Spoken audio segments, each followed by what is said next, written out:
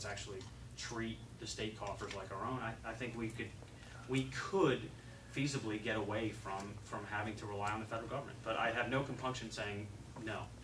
You know, we're going to stand on this and take it. But it's situational.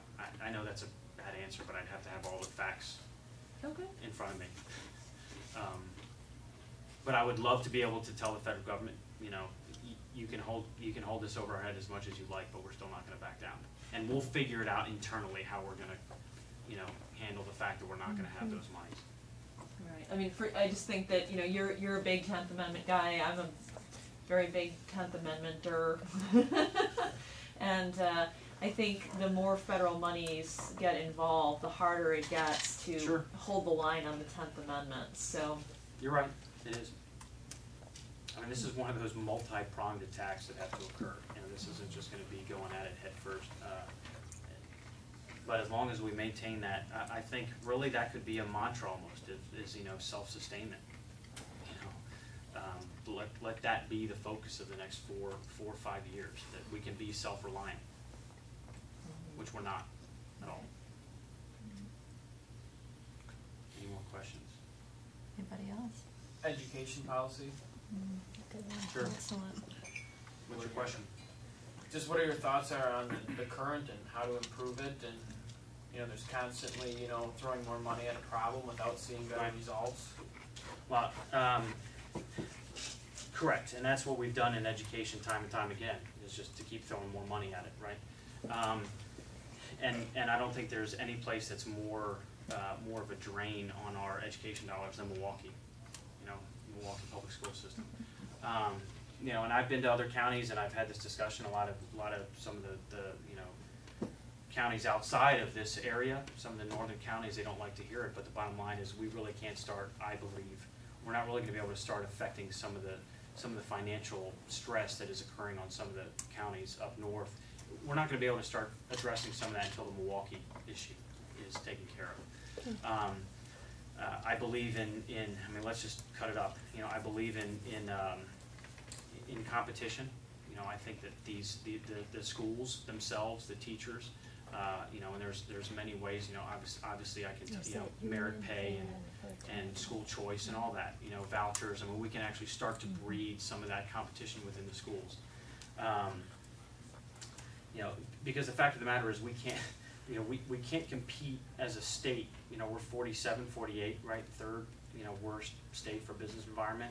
And who's going to be maintaining the businesses and starting new businesses? It's our youth. You know, and if we can't compete as a state right now with our sister states, you know, looking at our kids right now that have some of the worst scores in science and math, which is going to be the, you know, the driving proponent of the future, there's a disconnect that's there. You know, I mean, that is, not to sound like a bad commercial, but I mean, that is our most valuable asset that's ours to either nourish or waste, right? Or is the kids' education. But money, I don't think, money's not the answer. And we've tried that.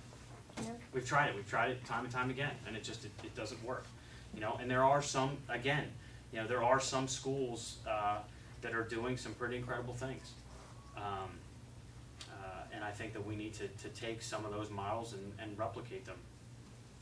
How do you think unions affects that? Well, of course, the teachers' unions, right? You know, unions, for me, it's one of the most difficult questions people ask, because, you know, every time somebody says, you know, how are you going to get through the unions? I mean, I feel like there's this like big brick wall that's in, you know, it's 1,000 feet high. You know, it's you got to work by, with, or through them. You need a union abatement jar. Yes. Well, it's or union leadership is what the problem is. Yeah. So I think there needs to be huge, what about exposing?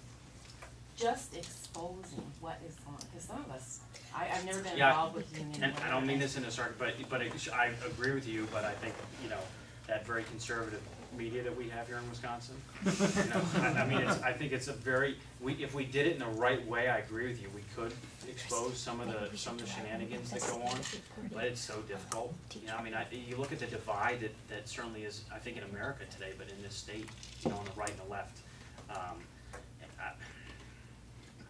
I don't know how you would do it, you know, to be honest. I mean, and every once in a while you do see some of the most egregious acts of some of the leadership pops up. You know, I mean, look what happened with, you know, Mercury Marine. You remember that when Mercury Marine was going to go? I think it was right Yep. before Christmas. Mhm. You know, right? And you know what? So I take that back. You're wrong, or you're right. I'm wrong. I mean, that was a great press. You know, that was pushed around in the media, and there was a big outcry against the leadership of the unions and why they refused to sit at that table really and get to the point where they could reach some sort of agreement with the company and keep it there. So you know, so I apologize. Yes, you're right. That's definitely one of the arrows that could be used. And you know, constitutionally we cannot do it, and we cannot do it. You know, you can't declare bankruptcy as a state. You know, but you know, I always watch companies that declare bankruptcy and they're able to legally restructure their union contracts. You know, I'm just saying. I'm just putting that out. I'm not advocating we you know, but you bring up the unions, I say yes. You know, yes. New Jersey stood up to the teachers. Yes. Yeah. The governor of New Jersey stood up to. Christie, yeah, I think he's a great role model for somebody who is governing, and I believe this too.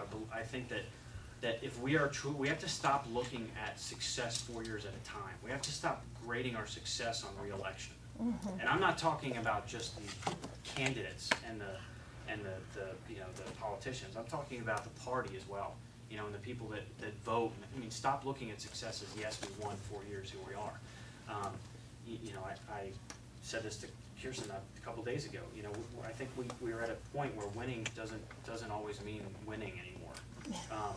And so I think the next 3 to 4, 5 years, you know, certainly 4 years, the first term in this gubernatorial term, it's going to have to be different than any time else.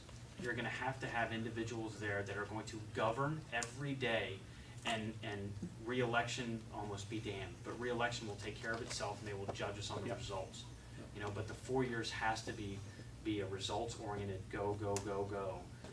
And just the political games of yesterday,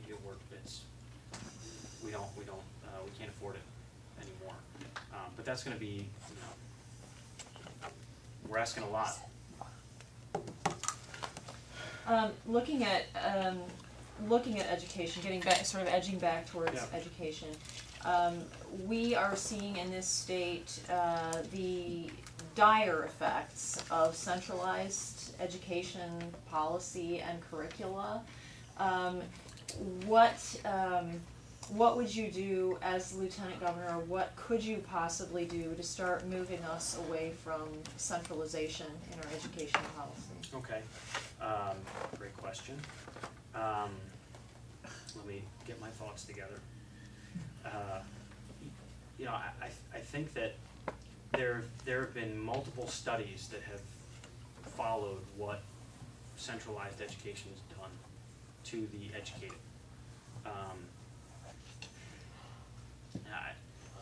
I can always get in trouble with numbers, but it was in the 1840s or so when you actually look at when education wasn't centralized, where it was, you know, it was basically a process of homeschooling at the community level. You know, of the reachable. I mean, it was the literacy rate, you know, 93, 95%. I mean, it was something extraordinary. Once we took education out of the hands of the families and the communities, you know, the counties, the state, and now it becomes a state and federally run, you're getting a poor education. So I think that it should be, you know, pushed down to the absolute lowest level. You know, what can the Lieutenant Governor do to help facilitate that? You know, I think that's got to be something that the governor and the lieutenant governor almost have to, or you know, the governor's going to have to, you know, obviously believe the same way. But like you just tied, you know, federal dollars to the state. You know, I mean, it's the same issue that we have in the state in terms of state dollars in education. You know, I think that we need to, and again, you're fighting against the unions, but you know, if you have that ability to push down to the lowest level to make it more of a decentralized education system, I think the results would be would be pretty incredible in the years to come. And you can see it. I mean, look at the test results of homeschooling. Yeah, I mean, you got kids that are there, they're part of the community, you know, the parents obviously and the systems that the homeschool have. I mean, they're part of the process. You know, everybody is motivated to have a successful outcome.